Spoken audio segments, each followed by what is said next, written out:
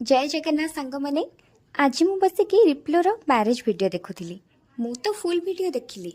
आपण मान सहित तो फुल वीडियो शेयर करें भाविली किछिटा क्लिप नहीं कि आपण मान सहित शेयर करी। तो देखुली ये आज थी रिप्लोर 4th मैरिज एनिवर्सरी। भाविली चलत टिके पुराणा स्मृति को मन पकेवा। आम घर भितर सब भाई भौणी मान भर प्रथम बाहागर थिला एटा रिप्लोर बाहागर। जून 5 2023 रे से माने विवाह बंधन रे बांधी होते। आज जून 5 2026 3 वर्ष पूरी गलानी 4 वर्ष चललानी। केतेबेले जे समय गुड़ा पड़ोची ना किछि भी जना पड़ुनी। वीडियो देखला बेले सब किछि ठीक काली परी ही लागुथिला। आ देखुनांती आम बाबाटा को गोटे वर्ष पूरी गलानी सी कौन जना पड़ुची कि मते तो लागुछि एमती काली जन्म होला बेले मु ताको धरिथिली। तो मु एबे तांको घरे पहुंची जेतली। आउ भाई भी घरे पहुँची नथिली आ रिप्लू भी टिके रेडी होतिला।